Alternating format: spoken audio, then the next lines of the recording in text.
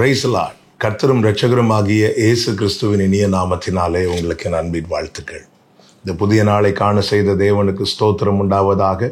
கர்த்தருடைய கிருபை உங்கள் அனைவரையும் சூழ்ந்து கொள்வதாக. 1 சாமுவேலின் புஸ்தகம் 8வது அதிகாரம் 7வது வசனம். அப்பொழுது கர்த்தர் சாமுவேலை நோக்கி, ஜனங்கள் உன்னிடத்தில் சொல்வதெல்லாவற்றிலும் அவர்கள் சொல்லை கேள்.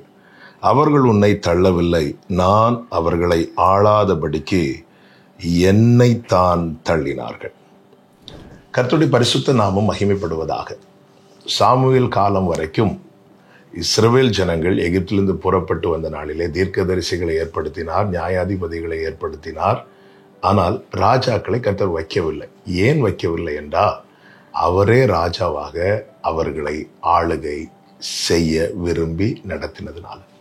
ஆனால் இஸ்ரவேல் ஜனங்கள் சாமுவேலின் இடத்துல வந்து முறையிட்டு, எங்களுக்கு ராஜா வேண்டும், மற்றவர்களுக்கு இருப்பது போல எங்களுக்கு ஒரு ராஜா வேண்டும் என்று சாமுவேல் இடத்திலே முறையிட்டார்கள். சாமுவேலுக்கு இந்த காரியம் மிகவும் துக்கமாக இருந்தது. அவன் கர்த்தரிடத்தில் போய் கேட்கும்போது கர்த்தர் சாமுவேலை பார்த்து சொன்ன வார்த்தை, அவர்கள் உன்னை தள்ளவில்லை, என்னை தள்ளினார்கள் என்று சொன்னார். ஏன் அவர்கள் கர்த்தருடைய ஆளுகையை விட்டு வேறொரு ராஜா வேண்டும் என்று கேட்டார்கள் என்று அதே அதிகாரம் அதனுடைய 19-20 வசனங்களிலே சொல்லப்பட்டிருக்கிறது. ஜனங்கள் சாமுவேலின் சொல்லை கேட்க மனதில்லாமல், அப்படி அல்ல, எங்களுக்கு ஒரு ராஜா இருக்கதான் வேண்டும், சகல ஜாதிகளையும் போல நாங்களும் இருப்போம் என்று அவர்கள் சொன்னார்கள். அதாவது மற்றவங்கள மாதிரி நாங்கள் இருக்கணும். பிரியமான கர்த்தருடைய பிள்ளைகளே, நாம் இரத்தத்தால் மீட்கப்பட்டவர்கள், தேவனால் பிரித்து எடுக்கப்பட்டவர்கள். ஆனால் பல நேரத்தில் உலகத்துக்கொத்த வாழ்க்கை வாழ விரும்பி உலகத்தாரை போல இருக்க வேண்டும் என்ற விருப்பம் என்ன செய்கிறது தெரியுமா? தேவனுடைய ஆளுகையை விட்டு நம்மை வெளியே கொண்டு வருகிறது.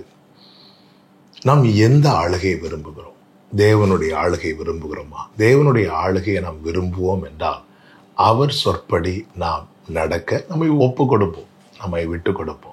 இல்லை, எனக்கு மற்றவங்கள மாதிரி இருக்கணும், உலகத்தாரை போல வாழணும், கால் போன போக்கில் மனம் போன போக்கில் வாழ வேண்டும் என்று நாம் விரும்புவோம் என்றால் நாம் எதை விட்டு வெளியே வருகிறோம் தெரியுமா? தேவனுடைய ஆளுகையை விட்டு.